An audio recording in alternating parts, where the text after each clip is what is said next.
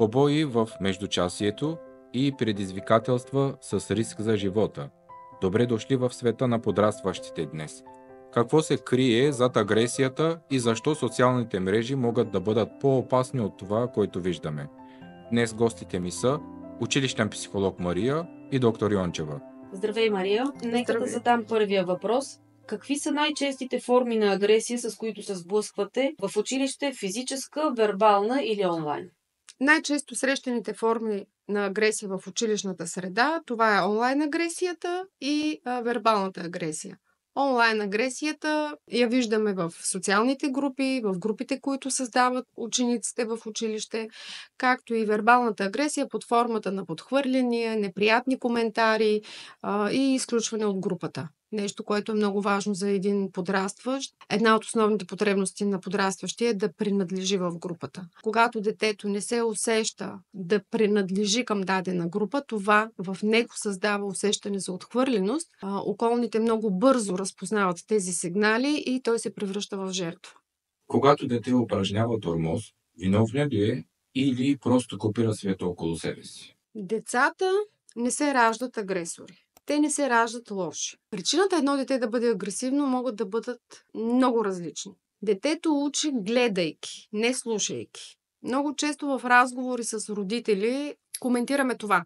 Ние не спираме да му говорим. Непрекъснато говорим за този проблем. Да, но детето не учи по този начин. Детето учи чрез очите. Това, което правим от дома, се пренася като модел на поведение отвън. През поведението на детето много често разбираме какво се случва от дома.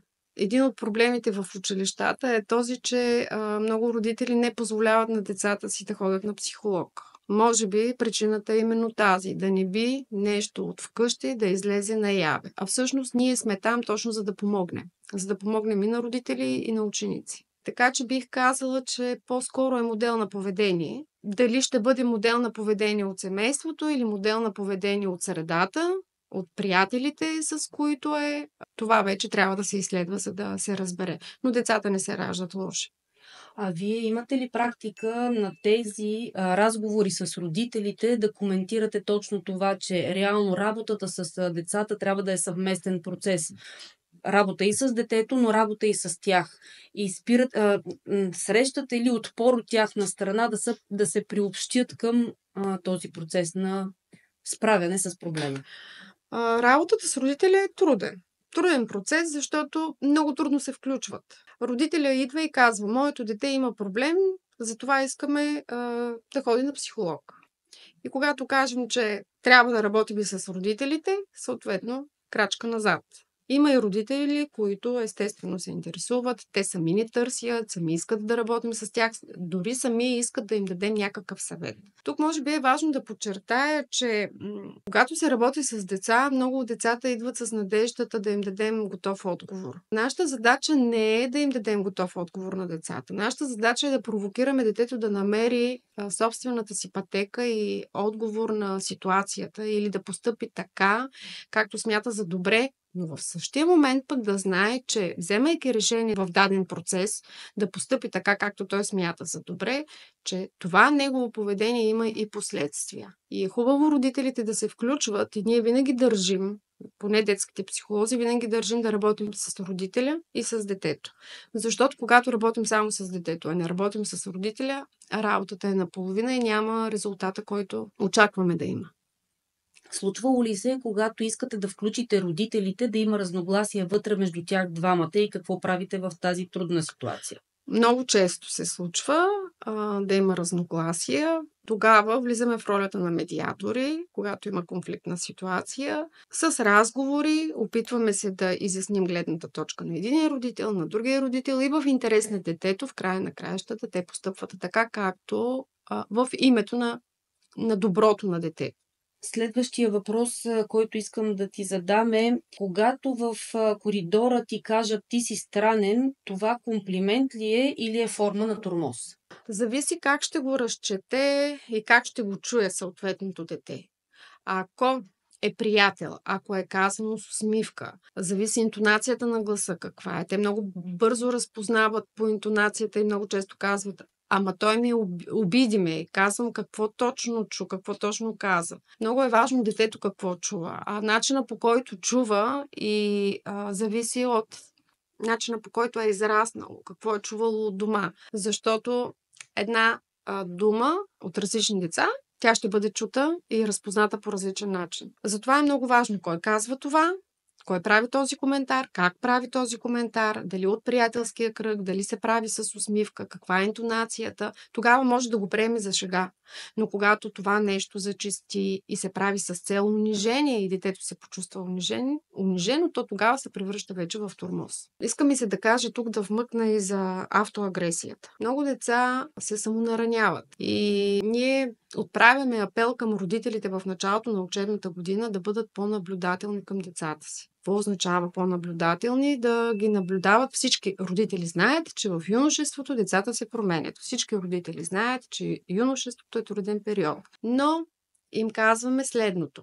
Вглеждайте се в тях, в техните промени с тялото, което се случват и с това, което се случва с техните ежедневни действия, дейности, защото винаги има сигнал дали едно дете е тормозено, винаги има сигнал дали детето им е агресор или проявява някакъв вид агресия. Сигналите са много. Съответно, има и сигнали, когато детето се самонаранява. Това самонараняване се изразява най-често с така наречените, както те казват, рязания. И съветваме родителите да поглеждат по-често към ръцете на децата си, към крачетата им, например, когато влизат в банята или когато са с къси ръкави, дали имат по себе си някакви нарязванията се правят с най-различни неща. Например, разглобява се една острилка, взема се нощето. Това е форма на самозащита. Тоест, това е всяка една агресия, без значение дали си агресор или си жертва, всичко е свързано с болка, с страх, с преживяването, че не си забелязан от околните, с преживяването, че не си оценен от родителите си или от хората, които те отглеждат. Всичко това, като включим и социалните мрежи и натиска, който идва оттам, и изкривяването на реалността в социалните мрежи, всичко това може да доведе до това дали аз, ако съм един тинейджър, ще започна да наранявам някой друг или ако не мога да наранявам някой друг, ще почна да наранявам себе си. Защо? Защото аз имам някакъв проблем и този проблем трябва да се изследва. Да се види откъде и какво е това нещо, което те кара ти да се самонараняваш или съответно да нараняваш някой друг. Защото в практиката от разказите с ученици разбирам следното. Така наречените агресори или децата, които са агресивни, споделят модела от дома. Например, от дома как решавате проблемите или когато има проблем или конфликт, как се решава? Как се решава? Например, ако бащата бие майката или се крещи, използват се нецензурни думи, обиди. Това поведение, когато е било особено в години наред, това поведение вече се превръща за нещо нормално. Съответно, детето го приема за нормално и го пренася извън дома. Следващото, което искам да попитам е наказанието или прегръдката. Кое работи по-добре при дете, което проявява агресия? Бих казала веднага прегръдката.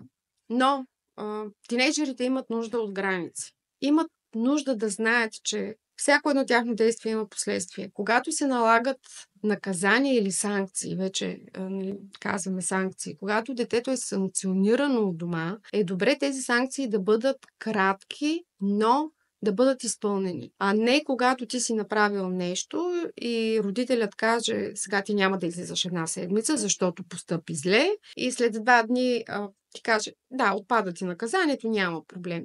Родителят все едно нищо не е направил. Прегръдката е много важна за това детето да знае, че има до себе си човек, който го разбира. И тук вече е ключето. Прегръдка да, но да седнеш и да говориш с детето, да разбереш причината, защо той е постъпило така. Както и санкцията. Трябва да обясниш защо ти ще санкционираш детето. Често родителите казват наказан си. И когато детето каже защо, аз така казвам, ти живееш в моята къща, най-често това чувам. Ти живееш в моята къща, докато навършиш пълнолетие, каквото ти кажа, това ще правиш. Това споделят децата. Съответно, идва един бунт в тинейджера и той решава да се бунтува. Да, нормално е да нарушава и правилата, но трябва да има правила, трябва да има граници и едновременно с това да се обяснява защо е наложена санкцията. И да се говори защо, какво е това, което е накарало детето да постъпи така или да наруши, например, санкцията. Разговорът и доверието между родител и дете е много важно. Като казвам доверие и връзката между родител и дете е важна, може би тук е добре да вмъкна нещо, което тук тези дни чух. Нека родителите да не се превръщат в деца, а децата в родители. Защото често наблюдаваме това. Децата идват емоционално обременени от емоциите на родителите си, защото са се превърнали в хората, които изслушват проблемите на родителите си, понасят настроенията на родителите си, защото родителите им имат проблеми извън дома или пък имат проблеми в самото семейство и детето се превръща, влиза в ролята на един добър слушател. А в същия момент този подрастващ тинейджър има нуждата самия той да бъде изслушан и самия той да види един модел на поведение и на справяне с проблем от възрастните хора. Така че това често го наблюдавам и го чувам от подрастващите, че те самите като подрастващи влизат в ролята на родители и се разменят ролите. Модела на поведение започва още с усвояването на модела на поведение, започва още от раждането. Детето, раждайки се, влизайки в една среда, начина по който то бива отглеждано, начина по който биват задоволявани неговите потребности. Още от бебе, това влияе вече и на неговото поведение по-късно като подрастващ. И когато едно дете израства в една среда агресивна, среда, в която вижда, че употребата на нецензурни думи, караниците, дори говоренето за другите хора, дори осъждането на другите хора, той го възприема като нормален начин. Тоест, неговия модел е този. Съответно, той няма друг модел, с който да го сравни. И смята, че модела, с който е израснал, това е неговия правилен модел. Много често по време на дискусии, когато даваме някаква тема, за това и има различни мнения, всеки изказва мнение от собствената си гледна точка, т.е. от модела, който той е видял. За едни деца този модел е правилен, за други деца този модел не е правилен. За едни деца 2 шамара не са нищо, за други деца това е абсолютно недопустимо. Така че модела, който те виждат, започва още с раждането. Значи тогава формираме детето с това, което му показваме. То се ражда, израствайки в семейството, то копира изцяло нашият модел. Извода от това, което казахме до момента е, че резултатите, които наблюдаваме в тинейджърската възраст, са отражение на нашето влияние върху детето. Със сигурност са отражение и на семейството, но е възможно и да бъдат отражение и на средата. Когато едно дете не е забелязано от дома, когато се чувства незабелязано, често споделят, че се чувстват недостатъчно обичани. На тях обичата като че ли никога не им е достатъчно, когато това, което родителите показват. Когато не се чувстваш от дома забелязан, ти търсиш къде да изпъкнеш. Съответно, социалната мрежа е прекрасен вариант. Влизаш в една социална мрежа, започваш да се представиш за такъв, какъвто не си. Всъщност, никой не може да види вътрешните ти душевни белези какви са. И ти се представяш в една светлина, в която да се харесаш на останалите. Затова казвам, че социалните мрежи много изкривяват реалността. Колкото и да си говорим, колкото и превенция да правим и да обясняваме на децата, че това, което е в социалните мрежи, не е това, което виждат, не е това, което чуват, те се изкушават от това. Дори да знаят, че това е фалшиво, той там се чувства забелязан. Затова са много важни и лайковете. Когато получавам повече лайкове, аз се чувствам забелязан от останалите. И ако от дома вкъщи се чувствам несигурен, сега ако моите родители, аз съм един тинейджър и моите родители постоянно ми казват колко съм тъпа, колко не ставам, как нищо няма да се случи, нищо няма да стане от мен, съответно аз търся потвърждение за това дали това е така в социалните мрежи. А кои са най-честите предизвикателства, които се срещате? Предизвикателствата са много и това, с което аз съм се сблъсквала, имах един случай, звъни ми телефона в събота и едно дете е решило, че може да ми сподели и ми казва: Мария, имам нужда от помощ, защото току-що изпих цяла опаковка парацетамол. Това е предизвикателство в TikTok. Съответно, свързах се с майката, говорихме, детето се притесняваше да не би да му се кара. След това имахме редица разговори и тя разбра, че всяко едно нещо, което е свързано с заплаха за здравето, всъщност може да се окаже фатално. Има много предизвикателства. Разказвали са ми най-различни неща, но тук проблема е отново в това, че ако ти имаш подкрепяща среда, която те разбира, среда, в която можеш да се довериш, да попиташ, да не бъдеш упрекната, напротив, да разбереш, да получиш повече информация и да имаш критическо мислене. Ето тук идва ролята пък на училището. Училището е това, което трябва да провокира децата и да им обясни какво е това критическо мислене, как информацията, която получават, трябва да се подлага на съмнение, как да си подбират информацията, тъй като имаме много информация, но една част от информацията, как да знаят коя е фалшива новина, кое не е фалшива новина, кое е вярно, кое не е вярно. Ако ти си устойчив по този начин и си получил, имаш подкрепата на близките си, можеш да разговаряш с тях на тези теми, няма да се притесниш да го изговориш, да го изкоментираш и да попиташ. Колкото повече страх има в теб и колкото по-критикуван си от семейството, толкова повече няма да споделиш какво да направиш. Преди малко казах, тези деца, които се чувстват незабелязани, те търсят тези онлайн предизвикателства. Ако ти си забелязан у дома, ако ти можеш да говориш вкъщи, дали с единия родител, дали с другия, дали с партньор на майката или на бащата, или с баба си, с дядо си, с леле си. Ако ти имаш сигурен човек, към който можеш да се обърнеш и се чувстваш някъде там у дома ценен, забелязан и знаеш, че те те обичат въпреки всичко, а не те ме обичат, защото аз съм такъв или такава, съответно няма да се изкушиш толкова много да правиш тези предизвикателства.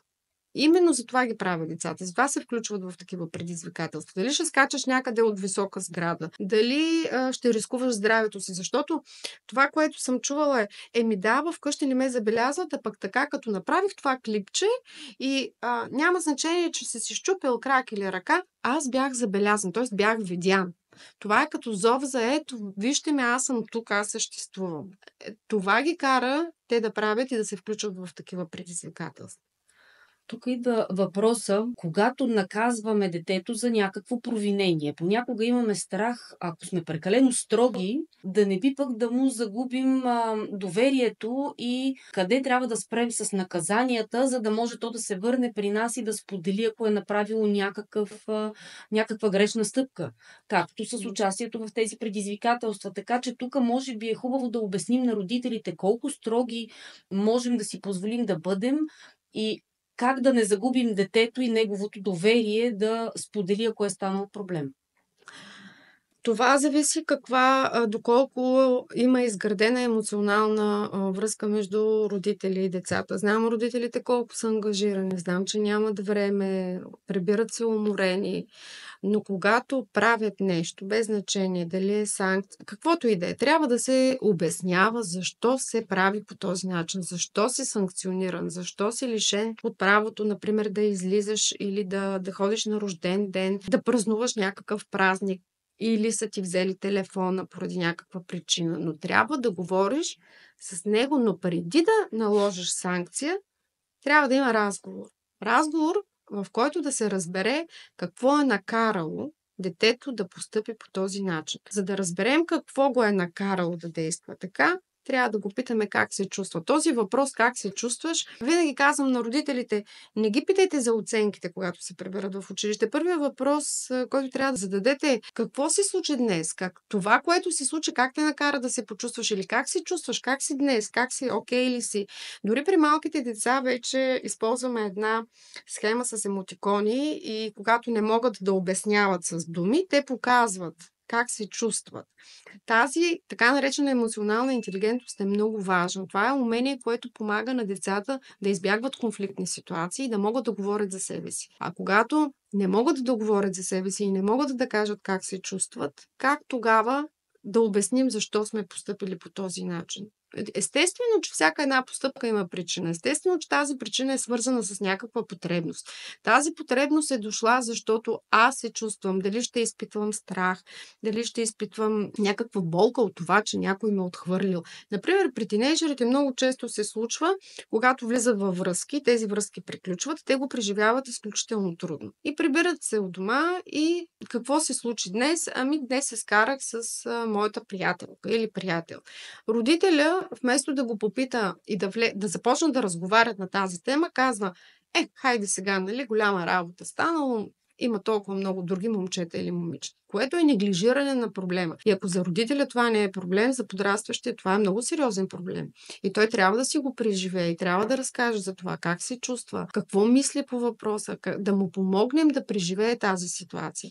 Всъщност, начина по който родителя от дома се справя с такива ситуации и начина по който той комуникира с останалите, ето пак, нали, изграждаме един модел на поведение, детето ни гледа от нас, съответно той го прилага и навън. Например, мама е преживяла една трудна ситуация при разделата с партньора и е изпаднала в някаква криза и не е потърсила помощ. Момичето в случая се превръща като неен терапевт, вижда как майка й се справя в тази ситуация, съответно като модел след това го прилага в подобна ситуация при нея. А как социалните мрежи влияят на усещането за риск и на психиката на подрастващите? Социалните мрежи оказват изключително силно влияние. Много са податливи на това какво се случва в социалните мрежи. Ако аз у дома се чувствам значим и се чувствам добре, имам добра самооценка за себе си, социалните мрежи няма да ми влияят толкова, колкото ако съм дете, което е с ниска самооценка, което е отхвърлено и което, гледайки в социалните мрежи какво публикува всеки един, естествено аз ще поискам да съм на негово място. И съответно ще рискувам по всякакъв начин да бъда забелязан или поне за малко да се почувствам така, както смятам аз, ще се чувстват хората от социалните мрежи. Кой е най-трудният, но и най-вдъхновяващ случай, с който сте се сблъсквали като училищен психолог?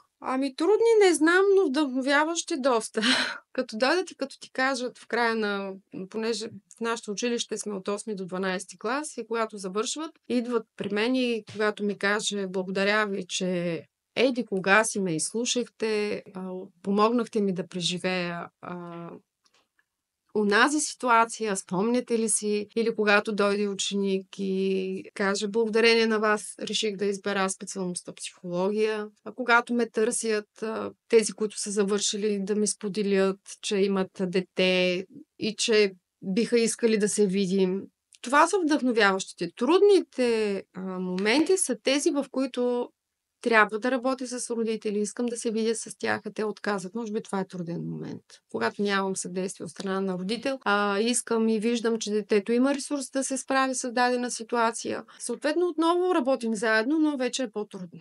Трудно ми е, когато дойдат да споделят нещо и ми кажат следното. Искам да ви кажа нещо много важно, но ми обещавате, че никой няма да разбере. Тоест да запазя тайната. И споделяйки, аз осъзнавам, ситуацията е много сериозна и аз трябва да се обърна за съдействие съответно към определени органи.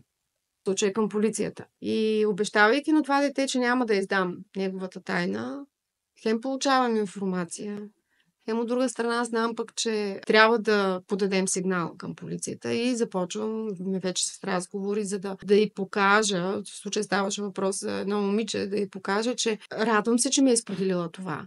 Но за да й помогна, наистина трябва да включим и съдействието от други органи. Слава Богу, в тази ситуация нещата приключиха добре и тя беше доволна, че успяла да ми сподели, да намери сили да ми сподели нещо. Беше свързано с онлайн тормоз от страна на хора, които са се представили за такива, каквито не са. Ние непрекъснато имаме в училище презентации за това какво се крие и да са на щрех за това да знаят, че те никога не знаят кой стои отсреща зад екрана. Съдействаме си и с полиция, и с отдела за закрила на детето. Така че в тази посока нещата се развиват и се радвам, че можем да работим повече институции заедно. Да, ясно е, че без институциите няма как да се справим с този интернет тероризъм. Да, не може. Това е интернет тероризъм срещу едни участници, като децата, които са често пъти беззащитни, защото не са само проблем подрастващите, ами още малките деца, те имат електронни устройства в ръцете си от много ранна възраст, така че трябва наистина да сме нащрек не чак в тинейджърската възраст, ами може би по-рано. Да, и е добре. Ето разликата между едно дете, което успява да сподели с мен тази история. Имам и друга история, която обаче е споделена с родител. И родителят ме потърси да ме попита какво да направят от тук нататък. Разликата между детето, което може да се довери на родителите и детето, което не може да се довери на родителите. И в случая е намерило мен. Ами ако нямаше с кого да сподели? Ако трябва да дадете 3 конкретни съвета към родителите, които слушат този епизод, кои биха били те? 3 съвета. Разговори и пак разговори с децата. Разговори за това как се чувстват. Разговори за това да им се обяснява. Тоест бих им дала съвет. Обяснявайте на децата си какво правите и защо го правите. И задължително въпроса как се чувства детето. Какво е преживяло. Защо дадената ситуация, в която е изпаднало. Или защо е постъпило по този начин. Кое е онова, което го е провокирало да постъпи по този начин. Да не започват разговора с караница и с упрек, а с разбиране и търсене на причината. Това е. Разбиране и търсене на причината и да няма упреци. Ако можете да пуснете едно съобщение, което да види всеки един тинейджър в Инстаграм, какво щеше да пише? Може би бих им написала да слушат вътрешния си глас и да не се поддават на очакванията на другите.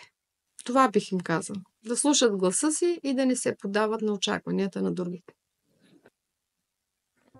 Като обобщение можем да кажем, че агресията не е просто лошо поведение, тя е зов за внимание, за подкрепа, за разбиране.